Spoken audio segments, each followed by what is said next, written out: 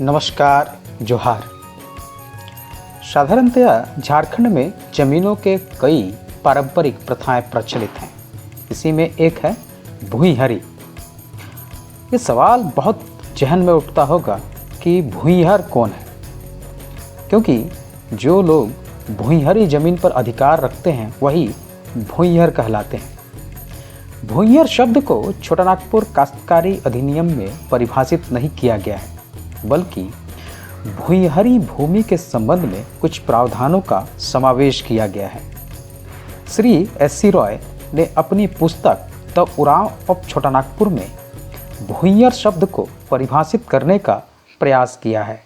उनके अनुसार छोटानागपुर के पठार में उरांव के आगमन के बाद गांव का भी निर्माण शुरू हुआ।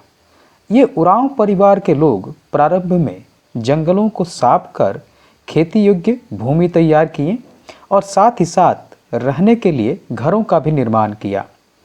गांव के ये संस्थापक परिवार जो जंगलों को साफ कर खेती योग्य भूमि तैयार किए, इन्हीं संस्थापक परिवारों को भूइंहर के नाम से जाना जाता है।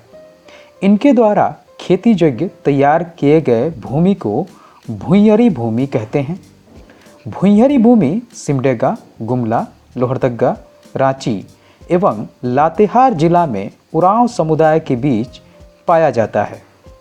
1910 के रांची जिला सर्वे रिपोर्ट के अनुसार कुल 13,07,848 एकड़ भूमि भूइंहरी दर्ज की गई थी। प्रारंभिक अवस्था में ये परिवार सामूहिक खेती का कार्य किया करते थे और कालांतर में इसी भूमि को परिवार के बीच बांटकर खेती करने की प्रथा प्रचलित हुई। इस कारण भूइंहरी भूमि का वर्गीकरण दो भागों में हो गया। भूइंहरी भूमि का वो भाग जो भूइंहरी परिवार के व्यक्तिगत अधिकार में रहा, बाद में उसे बकास्त भूइंहरी के नाम से जाना जाने लगा। लेकिन इसके अतिरिक्त भूइंहरी भूमि का वो भाग जो भूइंहरी खूंट की पूजा या गांव के भूत की पूजा के लिए उपयोग में लाया गया, उनको कई नामों से जाना जाता है।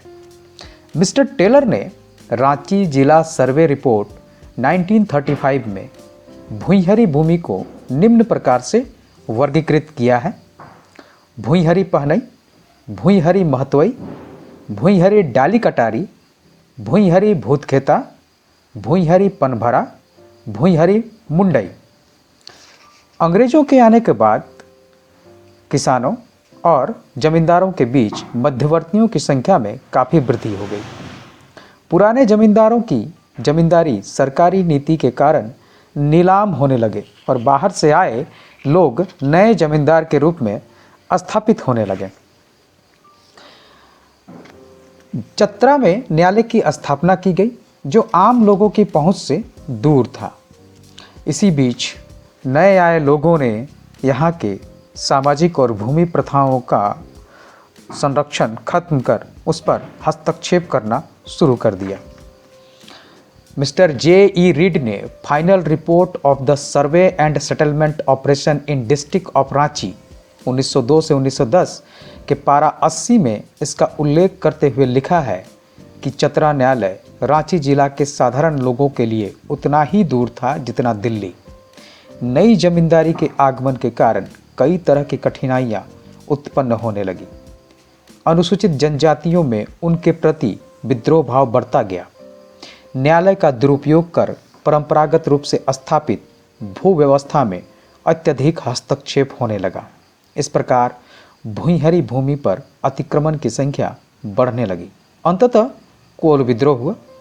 1831-32 के कोल विद्रोह में 9 आगंतुक जमींदारों के विरुद्ध भयंकर विरोध शुरू किया गया। इस क्षेत्र के पुराने जमींदार मध्यवर्ती अनुसूचित जनजातियों के परंपराओं का एवं उनकी भू व्यवस्था का उचित आदर किया करते थे।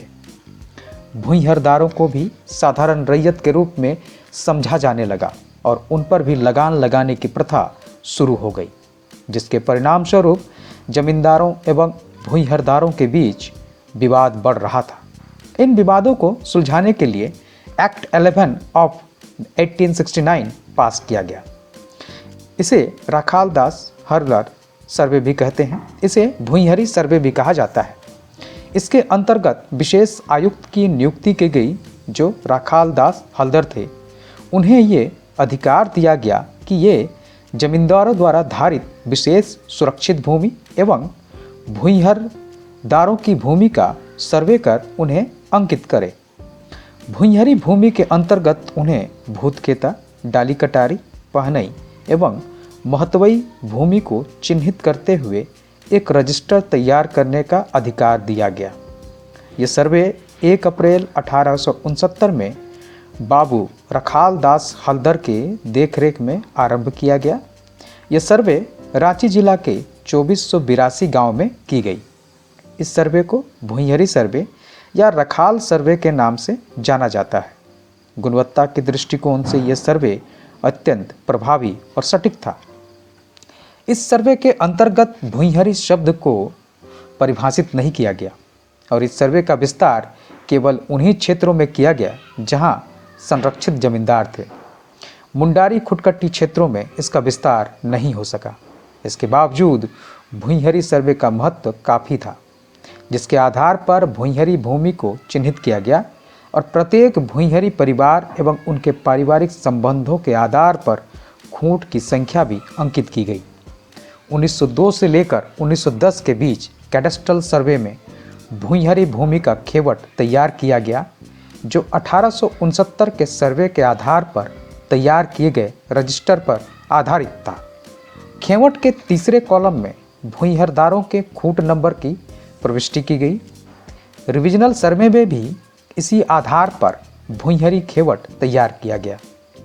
भुईंहरदारों के बीच यदि बंटवारा हो गया तो वैसी स्थिति में मूल खेवट की संख्या यथावत रखते हुए बट्टा नंबर दर्ज किया गया।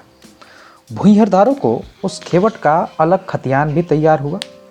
भुईंहरी के संबंध में एक विशेष बात यह थी कि भुईंहरी भूमि जब तक भुईंहर परिवारों के आधिपत्य में रहा तभी तक उसे भुईंहरी माना गया। ज्यों ही यह भूमि उनके हाथों से निकल गई, वो भूमि का अस्तित्व भुईंहरी नहीं रहा।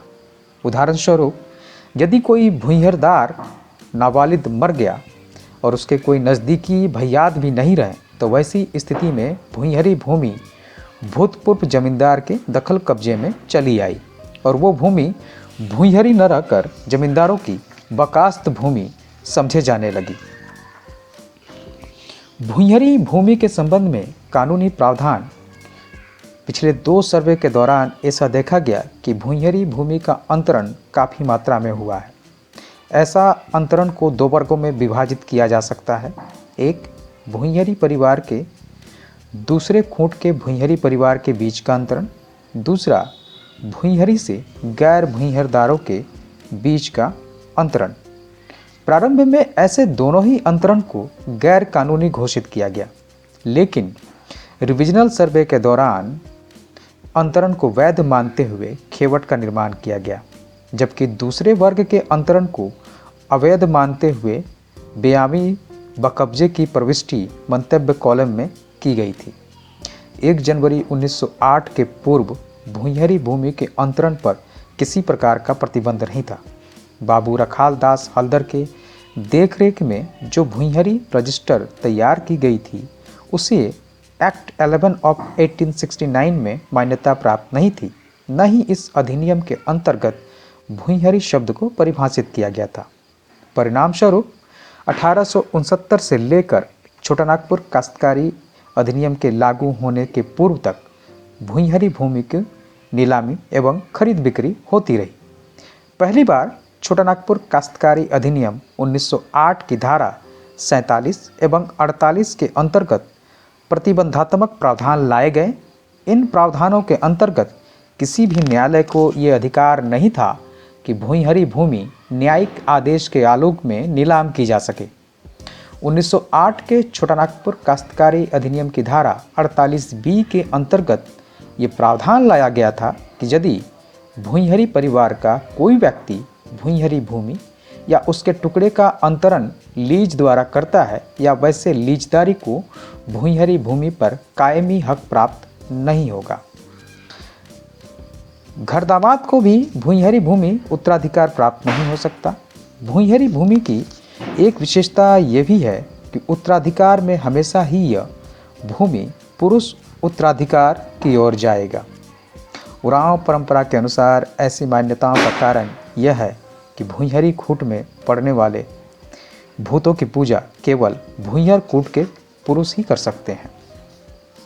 भूइंहरी भूमि की वापसी के लिए छोटानागपुर काश्तकारी अधिनियम की धारा 71A के अंतर्गत आवेदन नहीं किया जा सकता था।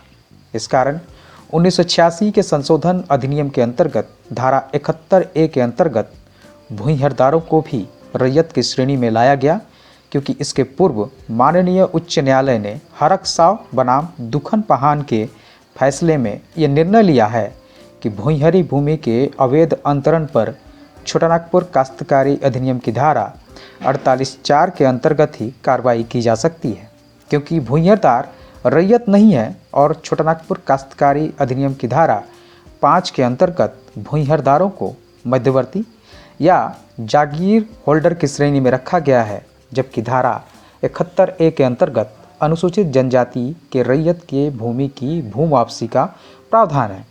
दूसरी ओर बिहार भू सुधार अधिनियम 1950 के अंतर्गत भूइंहरी जमींदारी सरकार के अंतर्गत निहित नहीं हुई। विकास के साथ कई तरह की समस्याएं भूइंहरी भूमि को लेकर सामने आ रही है, जिसका समाधान छोटानागपुर काश्तकारी अधिनियम के अंतर्गत नहीं संभव हो पा रहा है। मसलन शहरी एवं अर्ध शहरी क्षेत्रों में आबादी के दबाव के कारण ऐसे भूइंहरी भूमि का हस्तांतरण अवैध रूप से हो रहा है। ऐसे क्षेत्रों में गांव की अवधारणा समाप्त होती जा रही है। सामाजिक एवं धार्मिक रीति रिवाजों एवं परंपराओं का त्याग किया जा रहा है, बल्कि ये कहा जाए कि शहरीकरण के प्रभाव उरांव समाज के रीति रिवाज एवं परंपराओं पर भी पड़ रहा है तो गलत नहीं होगा। इस संबंध में अलग अलग लोगों की विचारधाराएं भी अलग अलग हो सकती हैं। माननीय उच्च न्यायालय के कई ऐसे फैसले प्रकाश में आए हैं जिसमें भूइंहरदारों के हितों की कह सकते हैं कि अनदेखी की गई है, और इन निर्णयों का लाभ उठाकर भूइंहरी भूमि पर गैर भूइंहरदार दखलदार हो गए।